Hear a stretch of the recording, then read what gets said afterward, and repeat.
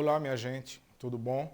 Eu sou o professor Rinaldo Beltrão e a gente vai ter agora a primeira aula do Jaboatão Prepara, que é um cursinho preparatório para fazer o vestibular das escolas técnicas.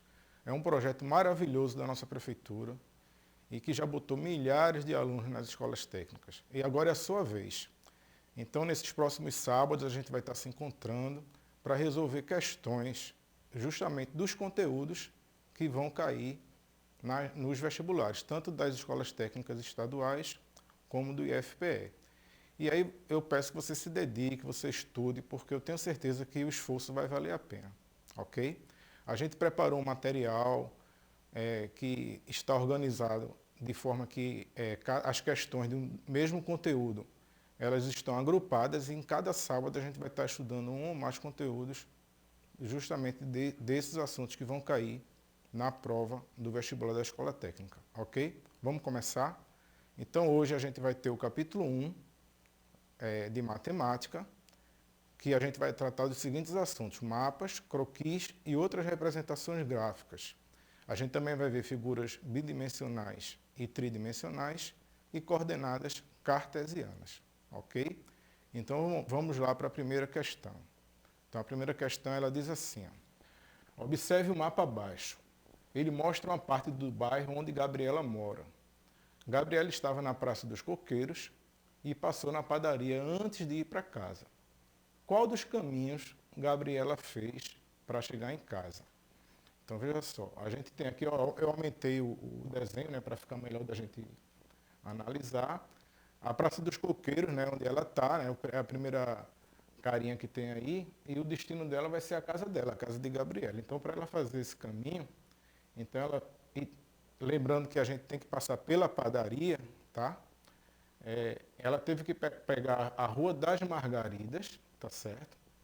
E aí ela passou em frente à padaria e entrou aqui à esquerda na Rua dos Cravos. Então foi esse caminho que ela fez, certo? Então vamos voltar lá para a questão e aí a gente vai ver que a opção correta vai ser justamente a letra A, né? Ela entrou na Rua das Margaridas e virou na Rua dos Cravos, ok? E aí a gente já tem a resposta para a primeira questão, tá? Vamos então para a segunda questão agora. A segunda questão, ela diz o seguinte: Juca desenhou a planta da casa onde mora. Ela tem 2 quartos, uma sala, uma cozinha e um banheiro. Observe a planta. A planta de uma edificação é como se você estivesse olhando ela de cima. Imagine uma casa que você olha de cima e tirou o teto dela. Então você vai ver a casa de cima como se tivesse tirado o teto dela. Então a gente vê aí, ó, no caso da casa de Juca, que tem 2 quartos, a sala, a cozinha e um banheiro, tá? Aí a questão diz o seguinte, ó, foca aí na questão. Ao entrar em sua casa pela porta, então aqui está a porta da casa de Juca, a porta da sala, né? Ele vai virar à direita, certo? Quando ele virar à direita, ele quer saber em que cômodo ele vai estar. Então virou à direita, ó, chegou no quarto 2. E essa vai ser a resposta da segunda questão, ok? Vamos para a terceira questão. Questão 3. Então diz assim a questão 3. Ó. O mapa abaixo mostra o caminho para ir da cidade E para a cidade A. As distâncias estão indicadas em quilômetros. E aí a pergunta é, qual a distância para ir até a cidade A passando por B e C? Certo? Então, ó, a gente vai estar na cidade E e vai querer se deslocar até a cidade A, sendo que o caminho que vai fazer tem que passar por B e por C. Então, ó, a gente vai ter que pegar esse sentido aqui, tá certo? Da cidade E, passando primeiro pela cidade C, depois passando pela cidade B, até chegar à cidade A, certo? Esse é o trajeto que a gente precisa fazer se a gente quiser ir da cidade E para a cidade A, passando pelas cidades B e C. E aí, qual é a distância? Quanto foi percorrido? Então, é só a gente somar aqui, ó. 2,9, que é a distância da cidade E para a cidade C, 0,99, que é a distância da cidade C para a cidade B, e 1,6, que é a distância da cidade B para a cidade A. Tá? Fazendo essa soma, ó, lembra que na hora de armar a conta com números decimais, a gente tem que deixar vírgula embaixo de vírgula, e não esqueça desse detalhe. Então, ó, a gente tem que deixar dessa forma aí. Então, o 9, o último 9 vai ficar sozinho. Aí depois você soma 9 mais 9 mais 6, né? 9 com 9, 18. 18 mais 6, 24. Aí sobre 2, né? 2 mais 2 mais 1 é 5. E a resposta vai ser 5,49 quilômetros, letra C. Ok? Vamos para a próxima questão. Questão 4. O esquema abaixo mostra os tipos de transportes que podem ser usados para ir de uma cidade A até uma cidade B e de uma cidade B para uma cidade C. Aí ele pergunta de quantos modos diferentes é possível ir da cidade A para a cidade C, passando pela cidade B. Então, se você observar aí o desenho, você vai ver que para você ir da cidade A até a cidade B, você tem 4 possibilidades. Você pode ir de automóvel, pode ir de avião, pode ir de metrô ou pode ir de barco, certo? 4 possibilidades para você ir da cidade A para a cidade B. Já para você ir da cidade B para a cidade C, existem 2 possibilidades. Você pode ir ou de trem de ferro ou de motocicleta.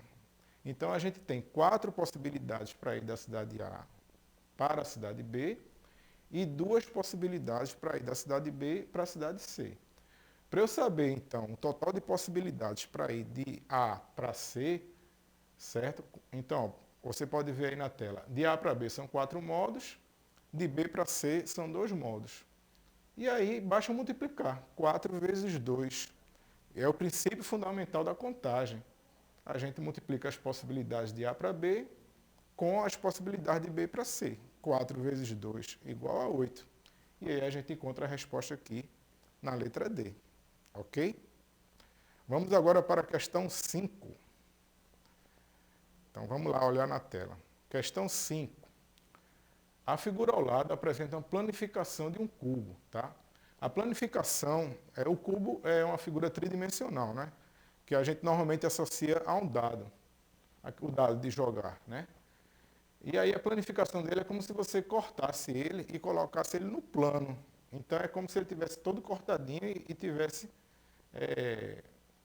assim no plano, onde você pode ver todas as faces dele, né? Então tem o cubo onde cada face vai ter uma numeração de 1 até 6, né? 1, 2, 3, 4, 5, 6. E aí a pergunta que ele faz é o seguinte, qual a face oposta à face número 1, tá? Então o que ele está querendo é o seguinte, é que você imagine esse cubo montado, esse cubo formado, e qual seria a face que seria oposta à face número 1, tá? Para facilitar o entendimento dessa questão, a gente vai trazer aqui uma imagem, tá? Olha aí a imagem do cubo, que ele inicialmente está planificado, ó, ele agora está planificado, e quando a gente arma ele, ó, ele fica desse formato. Tá vendo aí? Planificado e o cubo formado. Então, se a gente voltar aqui à questão, ele quer que a gente diga quem é o oposto à face 1. Então, se você olhar direitinho na nossa planificação, você vai ver que a face 1 é a primeira ali da esquerda, ou seja, a verde, né? E quem é que vai estar oposto à face verde quando a gente monta o cubo? Se você observar, vai ser justamente a face azul, não é isso? A face verde é oposta à face azul. E a face azul ó, é a primeira que fica ali do lado direito. Então, se a gente for comparar lá com a nossa planificação, a gente vai ver que quem está oposto à face 1 é a face 4, certo? Que é justamente a resposta da letra B, tá? Voltando aqui, só para vocês verem novamente. Ó. O cubo pronto, planificado. A verde equivale a 1, a azul equivale a 4, tá? Então, a gente pode chegar a essa conclusão. E a resposta da questão 5 é justamente a letra B, face 4. Ok? Vamos para a próxima questão. Questão 6. Observe as planificações. Então, as figuras 1, 2 e 3 correspondem, respectivamente, às planificações dos sólidos. Então, queria inicialmente chamar a atenção para vocês com relação a essa palavra respectivamente, tá? Que é uma palavra que é muito recorrente nas questões dos vestibulares, tanto da ETE como do IFPE. Porque quando ele fala assim, as figuras 1, 2 e 3 correspondem respectivamente, significa o seguinte, que quando a gente for observar a resposta correta, a primeira palavra que aparecer tem que ser referente à figura 1, a segunda palavra que aparecer tem que ser referente à figura 2, e a terceira palavra que aparecer tem que ser referente à figura 3, ou seja, a palavra respectivamente nos obriga a que a gente sigamos a ordem na hora de responder, tá certo? Não é simplesmente a gente responder quais são os sólidos que vão estar representados, mas também precisa seguir a ordem. A planificação a gente já viu na questão anterior o que é que significa, né? E a gente agora vai botar aqui novamente, né, a construção para a gente ver um desenho, né, um videozinho que facilite a gente a compreender quem são essas figuras planificadas. Então vamos ver. Ó. Então tem a primeira figura, a segunda e a terceira. Então se você conhece bem, né, essas figuras, tá certo? A gente vai conseguir através do vídeo, através desse vídeo, né, visualizar direitinho quem são os sólidos geométricos que a gente está tratando. Então vamos voltar lá. Ó. A gente aqui vai perceber que o primeiro é uma pirâmide, né? Uma pirâmide de base quadrada. O segundo é um cilindro, né? Que é uma figura geométrica tridimensional que é equivalente, por exemplo, a um copo de água. E o terceiro é o cubo, que é o mesmo da figura anterior, tá? E aí a gente tem que colocar nessa ordem. Figura 1, pirâmide. Figura 2, cilindro. Figura 3, cubo. A resposta da questão 6 é letra B. Ok? Vamos para a questão 7. Observe o molde abaixo. Novamente a gente vai ter uma planificação, né? Se montarmos esse molde, que figura vai aparecer? Será que é um cone, um cubo, uma pirâmide, um cilindro ou um paralelepípedo? É importante, inclusive, que vocês conheçam bem essas figuras tridimensionais, né? Então, eu já deixo aqui uma dica para que vocês possam procurar no livro de matemática ou na própria internet, né? Lá no Google, você vai procurar as figuras tridimensionais para poder você estar bem familiarizado com elas, né? Então, vamos usar novamente o nosso desenho, né? O nosso vídeo para a gente ver que figura é essa que está ali planificada, né? E a gente parte da planificação para a figura como ela de fato é, né? Então, só mais uma vez aqui para vocês identificarem. E a gente vai chegar à conclusão que é a resposta C, uma pirâmide, né? Inclusive essa pirâmide é uma pirâmide especial, né? Que ela é chamada de tetraedro também, que é considerado um dos sólidos de Platão. Mas que o tetraedro é um tipo específico de pirâmide, né? Uma pirâmide formada por 4 triângulos. Então a resposta da questão 7, letra C, pirâmide, ok? Vamos para a próxima questão, né? Se vocês acharem que a gente está indo muito rápido, não fique aperreado não, porque essa aula também vai estar disponível no canal do YouTube da TV Escola Jaboatão, e você pode também rever em outro horário de programação aqui na TV, tá? Então, questão 8. Observe ao lado a imagem de um tetraedro. Eu acabei de falar, né? A pirâmide de base triangular, ela também é chamada de tetraedro, certo? E aí a pergunta que ele faz é o seguinte: esta figura espacial é formada por, será que são 2, 3, 4, 5 ou 6 faces? E aqui é uma boa oportunidade, né, para a gente estudar justamente os elementos das figuras de 3 dimensões, né?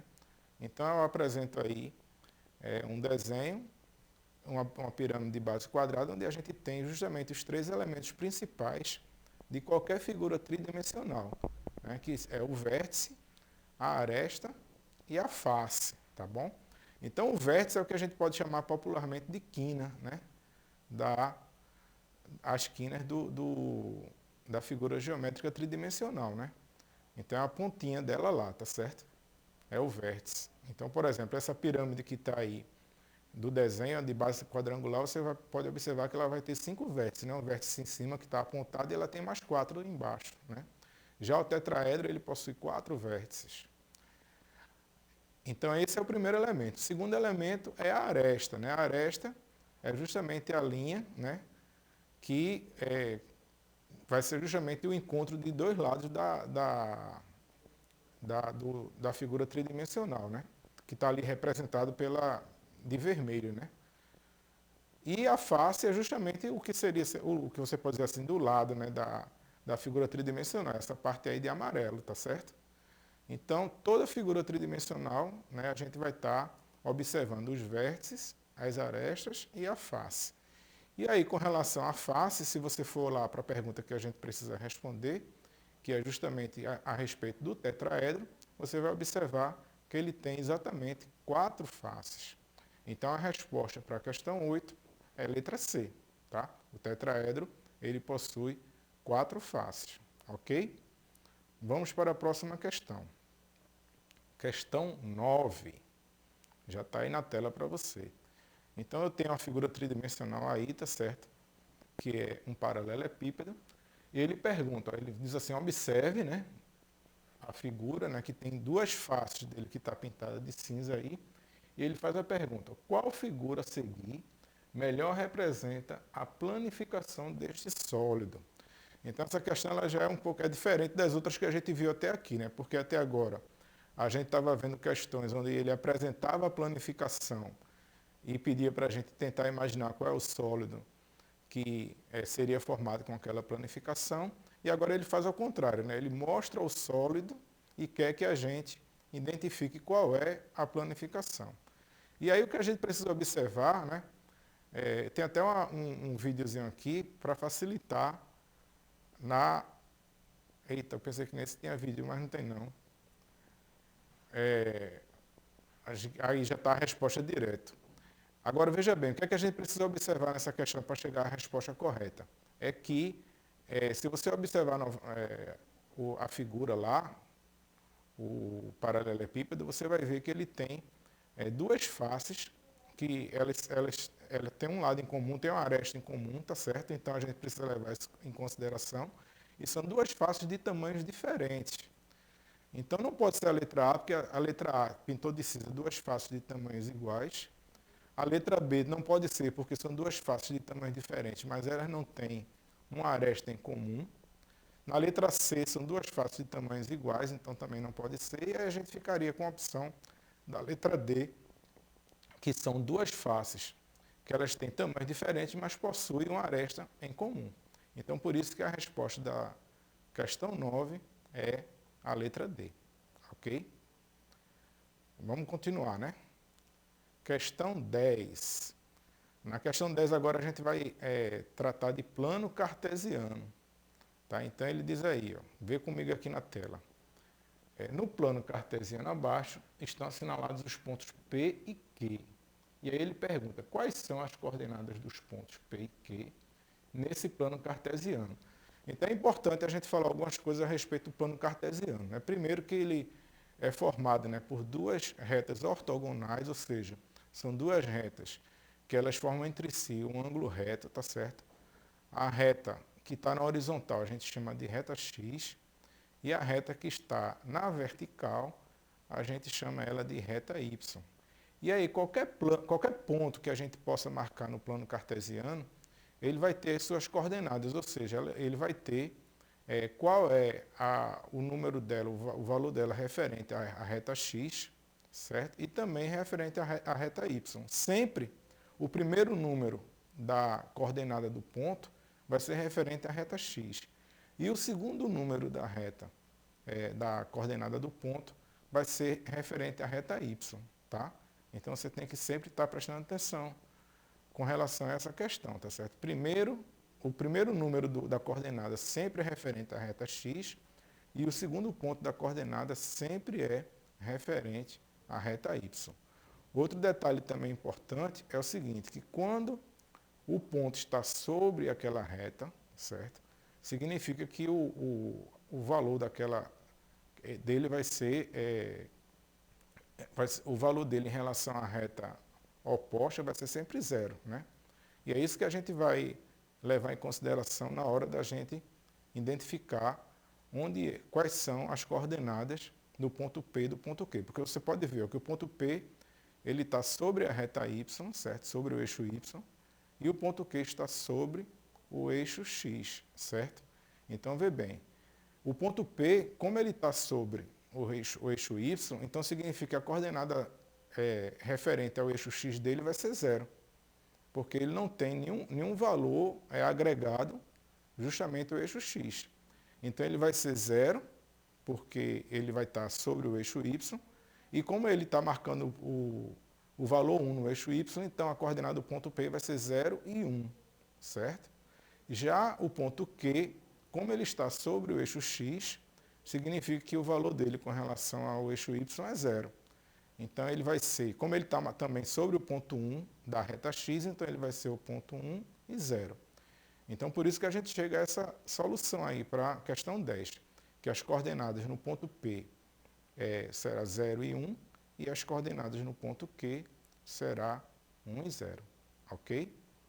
Vamos para a próxima questão. Questão 11. Novamente a gente vai ter um plano cartesiano. E ela diz assim: observe o plano cartesiano, onde alguns pontos foram identificados por nome de pessoas. E aí ele diz assim, se você observar aí no plano cartesiano, novamente vai ter o eixo X, né, que é o eixo que está na horizontal, vai ter o eixo Y, que é o eixo que está na vertical, tá certo? Tem os pontos. O ponto de encontro do eixo X e do eixo Y é o ponto 0, tá? E aí para o eixo X, os números à direita, os valores à direita são valores positivos, os valores à esquerda são os valores negativos. Já para o eixo Y, os valores à direita, os valores acima, né, são números positivos e os valores abaixo são números negativos. E aí a questão ela fala o seguinte: podemos afirmar que os pontos 2 e 1, de coordenadas 2 e 1, menos 3 e 4 e 3 e 4, são especificados nesta ordem. Então a gente precisa ter cuidado, porque a gente vai ter que obedecer a mesma ordem, né? Ou seja, primeiro vai ser o 2 e 1, depois o menos 3 e 4 e depois o 3 e 4. Então, nesta ordem, pelos nomes. Então, vamos lá. O 2 e 1, se você observar, primeiro o número 2 equivale à reta X, então você vai procurar o número 2 na reta X. E o 1 é da reta Y, então você vai procurar o número 1 na reta Y. Então, aqui, 2 na reta X, 1 na reta Y. Então, a gente chega a conclusão que o ponto 2, 1 é equivalente a Júlia, né? Já o menos 3 e 4, então, primeiro a gente vai na reta X procurar o menos 3, olha ele ali, tá? E o 4 da reta Y. Onde eles se encontram, o menos 3 da reta X com 4 da reta Y é Mateus. E o último ponto, que é o ponto 3 e 4, então 3 da reta X, positivo, então do lado direito da reta X, o 4 da reta Y, a gente chega em Lídia. Então, por ordem, seria Júlia, Mateus e Lídia. A resposta dessa questão está na letra B. Júlia, Mateus e Lídia. Ok? Vamos para a questão número 12. Mais uma vez, a gente vai ter uma questão sobre plano cartesiano, né? Vamos lá, olha para mim aqui e presta atenção na questão. No plano cartesiano abaixo, o segmento AB é paralelo ao eixo Y e tem medida 3. E o ponto A tem coordenadas 1 e menos 1. E aí ele quer que a gente diga quais são as coordenadas do ponto B. Então preste atenção, o segmento AB ele é paralelo à reta Y, tá certo? Você pode ver que ele não toca a reta Y. Quando ele fala assim, que ele tem medida 3, significa que a medida do segmento é 3, tá certo?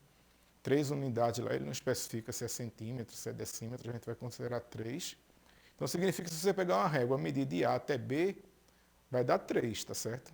Vamos supor que seja 3 centímetros. E aí ele diz o seguinte, ele dá a coordenada do ponto A. A coordenada do ponto A é 1 e menos 1, ou seja, é 1 da reta X e menos 1 da reta Y. Essa coordenada do ponto A, ele nos dá a informação de que se você for fazer a medida do ponto A até a reta X, esse pedacinho de baixo aí do ponto A até a reta X, ele vai medir 1 unidade, tá certo? Então a gente pode chegar à conclusão que da reta X até o ponto B, vai medir 2 unidades. Porque o segmento não mede 3 unidades no total, então a parte de baixo, né, do A até a reta X vai ser 1 unidade, por conta das coordenadas que foram dadas, e em cima vão ser 2 unidades, tá certo? E aí, com isso, como ele tem o comprimento da reta X até o ponto B vai ser 2 unidades, e ele é paralelo à reta Y, a gente chega à conclusão de que a coordenada do ponto B com relação a Y vai ser 2, certo? E com relação a X, como ele está passando ali justamente no ponto que a gente pode chegar à conclusão por conta da coordenada de A, que também é 1, né? Que vai ser a mesma com relação a X, a gente vai chegar justamente a essa conclusão. Então aí, ó, A é 1 menos 1, e a resposta vai ser que a coordenada do ponto B vai ser 1 e 2. 1 referente a X e 2 referente a Y. Certo? Vamos para a próxima questão. Questão 13 agora. A questão 13 também a gente vai estar trabalhando plano cartesiano, sendo de uma maneira um pouco diferente, de uma maneira um pouco mais lúdica, né? Vamos ver o que a questão diz. O desenho abaixo representa a localização de algumas pessoas em um auditório, tá? Então você vê aí, tem um auditório, é como se tivesse lá cadeiras, né, para as pessoas sentarem, e tá lá Aline, Júlia, Carla e Leila, né? 4 pessoas que estão lá sentadas para assistir alguma coisa que vai acontecer no auditório. E aí ele pergunta, qual é a pessoa que se encontra na posição 3P nesse auditório? E eu acho interessante essa questão porque a gente vê que, na verdade, esse assunto de plano cartesiano é uma coisa que na verdade, a gente vivencia isso no nosso dia a dia. Quem já aqui teve a oportunidade de ir no cinema, por exemplo, pode ter constatado, ou se não foi, a próxima vez que você tiver a oportunidade de ir no cinema, você pode verificar isso, que o número da sua poltrona, né, da sua cadeira que você senta lá no cinema, ele usa justamente o princípio do plano cartesiano, porque ele vai ter lá normalmente um número e uma letra, onde você vai ver, né, o que seria o eixo X e o eixo Y, e você consegue identificar a sua cadeira. Que é a mesma coisa que vai acontecer aqui, ó. O ponto 3P, voltando aí para a questão, tá? O 3P, então você vai olhar, o eixo horizontal ali, se você prestar atenção, tem lá 1, 2, 3, 4, 5, 6. E no vertical tem as letras N, O, P e Q. Então, se você olhar o 3, né? Todas as cadeiras que começam com 3 estão nessa linha. Todas as cadeiras que começam com P estão nessa linha. O encontro delas vai ser justamente na cadeira de Júlia. E essa aí vai ser a resposta da questão 13, tá? Vamos agora para a 14ª questão. 14ª questão, inclusive, prestar atenção aí que ela caiu na prova do IFPE, hein? Toda vez que aparecer a logomarca aí é porque caiu já no vestibular da escola, tá certo? Caiu no IFPE. Então diz assim, o Francisco decidiu fazer uma brincadeira com seus filhos e montou um mapa do tesouro com algumas instruções e disse-lhes que ao chegar ao ponto final encontraria um belo prêmio.